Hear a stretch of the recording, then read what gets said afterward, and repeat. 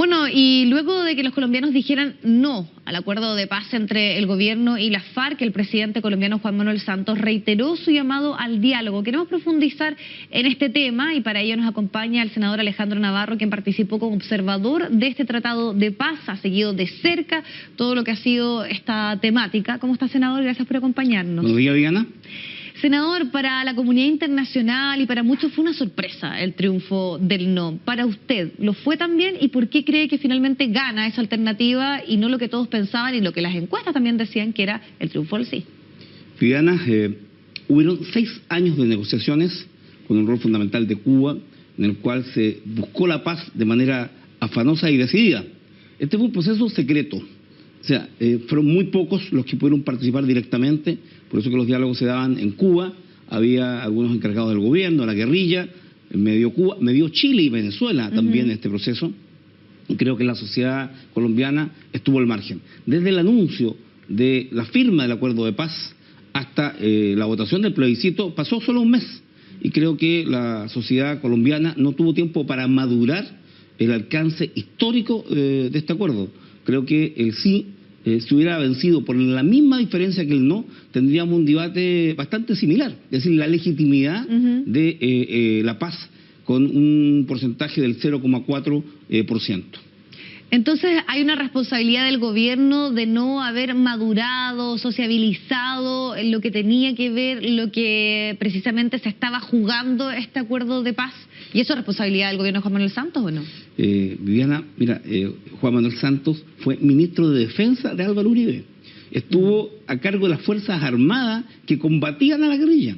Y por lo tanto, son parte del Partido Liberal, donde hay una diversidad enorme. Está Piedad Córdoba, que es de la izquierda, el Partido Liberal de Colombia, ya igual que el peronismo, es todo. Como el peronismo en Argentina, claro. Todo, cuesta entenderlo, pero Santos se decidió a hacer, y Uribe, fíjate, él lo intentó varias veces, y no pudo. Entonces yo creo que aquí el mérito de la paz es un objetivo político deseable por cualquier político, por cualquier presidente.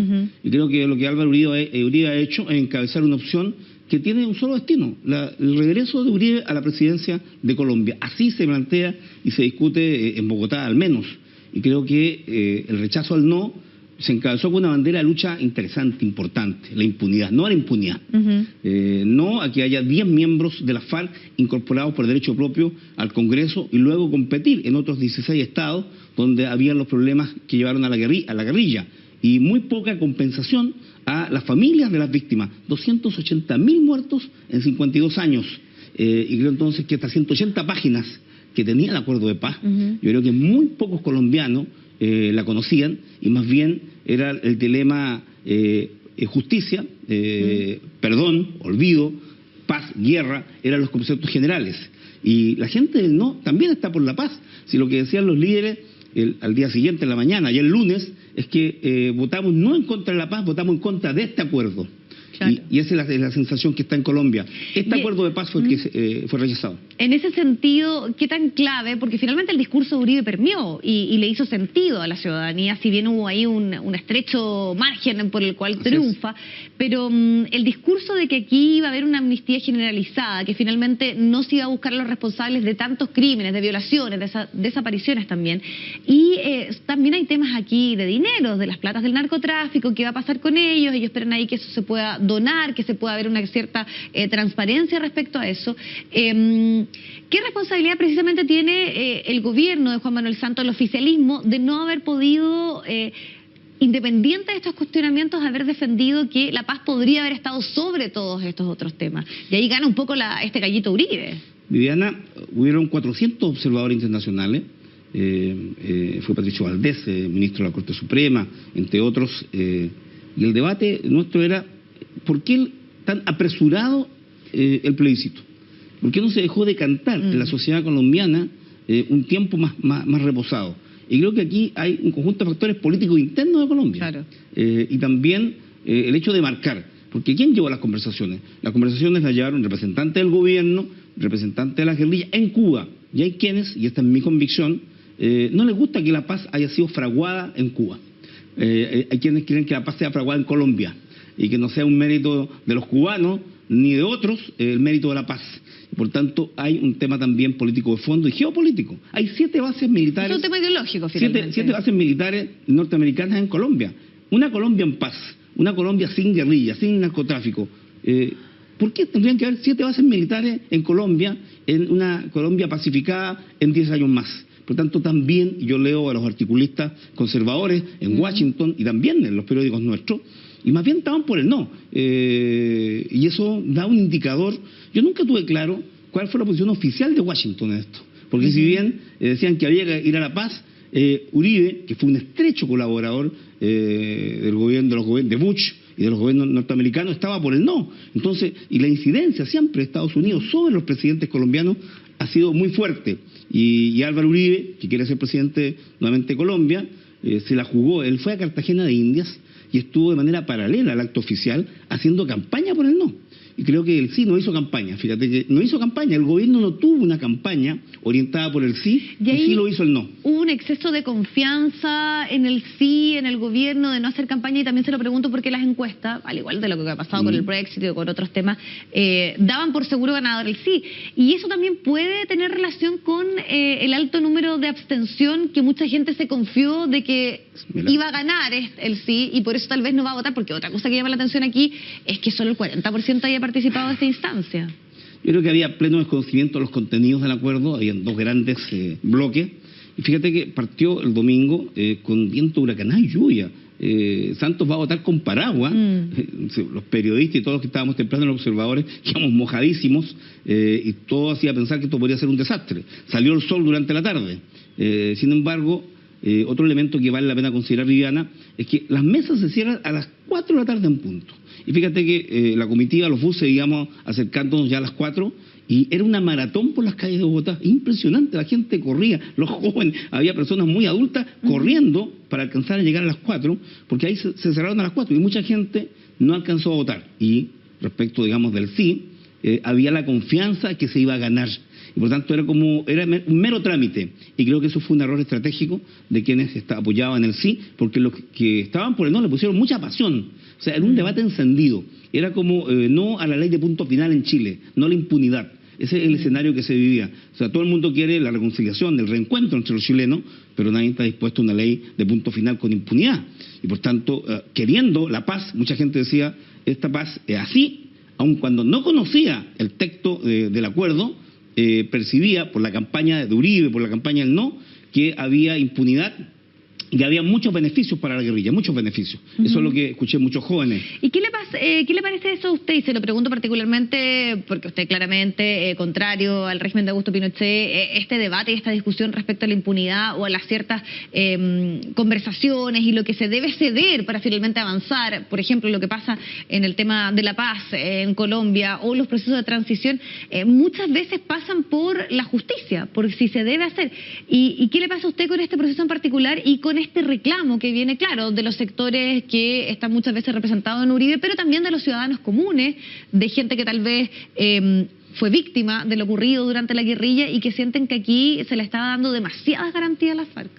Viviana, estuvimos la noche anterior, el día sábado, con Pérez Esquivel, estaba Rigoberta Menchú, 2 ex premios Nobel de la Paz, estuvimos con Piedad Córdoba, ex senadora, destituida por haber dialogado con la FARC, una senadora de izquierda, una gran amiga. Y lo que uno analiza es que la izquierda, dentro del Partido Liberal, dentro de Colombia, asumió un discurso que fue identificado por la ciudadanía pro-FARC.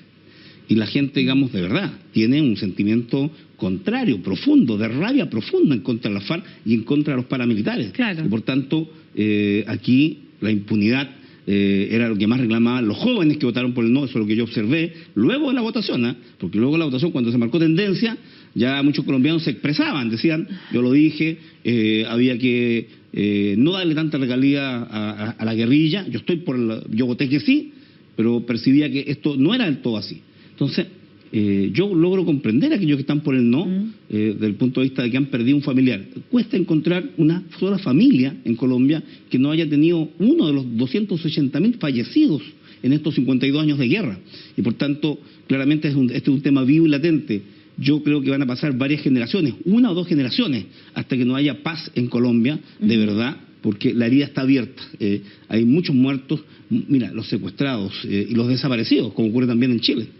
Senador, usted en el análisis que hacía señalaba que tal vez aquí Álvaro Uribe se estaba jugando desde el punto de vista político, pero él no puede volver a presentarse a la presidencia, por lo tanto ahí también tiene más bien relación con su partido, que exista ahí algún otro representante que pueda llegar a la presidencia, porque él como tal no puede hacerlo. Mira, se requieren muchas modificaciones constitucionales, muchas leyes para hacer efectivos los acuerdos. Y hay quienes, desde la oposición, digamos, al actual gobierno de Santos y de Uribe, creen que en este paquete de reformas constitucionales se va a intentar una modificación más permanente, que el eje no solo sea la paz con la FARC, sino que sea una nueva visión de la democracia colombiana, y allí algunos presumen de que se pueden introducir modificaciones que permitan, por ejemplo, la reelección de Uribe. Senador, nos queda poco tiempo, pero ¿qué va a pasar ahora? ¿En qué proceso se está? Y se lo pregunto particularmente porque las FARC dijeron que iban a continuar con este alto al fuego, pero la pregunta a ellos si van a estar dispuestos o no a ceder tal vez en algunos puntos que logró este acuerdo, por ejemplo, transformarse en movimiento político, lo que tiene que ver también con el tema de que no existan ciertos juicios a ciertas personas relevantes dentro de la FARC. ¿Usted cree que va a haber disponibilidad particularmente de la FARC para avanzar sí o sí en este acuerdo de paz, independiente que tal vez vayan a tener que ceder en algunas cosas que se acordaron? El día domingo en la noche conversé telefónicamente con Pía Córdoba, que viene a Chile. Era importante conversar con ella, tiene una larga experiencia en materia de la búsqueda de la paz, y me dijo, no vamos a tirar por la borda lo que tanto sacrificio nos ha costado. Y las FARC han dicho lo mismo, no vamos a tirar por la borda hasta donde hemos llegado. Y el llamado de Uribe, este gran acuerdo de paz, dicho en la noche del domingo y también reiterado en la mañana del lunes, creo que va a marcar la tónica, porque la gente que votó el no siente también que hizo algo que es anómalo. O sea, ¿cómo vas a estar tú a favor de la continuidad de la guerra?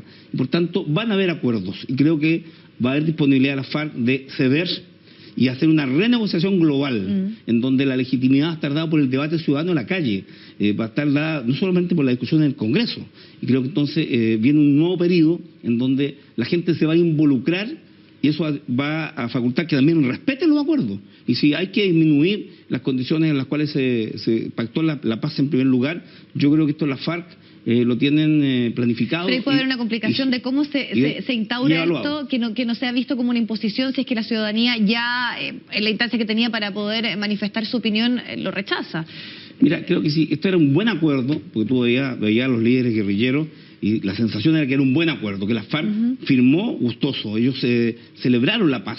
Creo que había un margen, y hay un margen de negociación, que no es un retroceso para la FARC, sino que es hacer efectivos los acuerdos, porque un muy buen acuerdo, si no es aceptado por la ciudadanía, por el pueblo colombiano, no va a ser efectivo, y van a haber venganzas, van a haber acciones paramilitares. Por tanto, creo que la FARC está disponible, y yo espero que el presidente Santos hable con sinceridad cuando ha dicho que también van a poner a disposición toda la voluntad del gobierno para buscar un nuevo acuerdo. Ese es el concepto, un nuevo acuerdo de paz en Colombia, esta vez discutido con la ciudadanía, y no solo en una elite que lo ha hecho en Cuba y lo ha hecho dentro de Colombia en el gobierno. Perfecto. Senador, le agradecemos muchísimo su tiempo para conversar de este tema, al que seguimos atentos y que sigue generando tanta discusión y reacciones por estos días. Que esté muy bien, muchas gracias. Gracias a ti, Diana.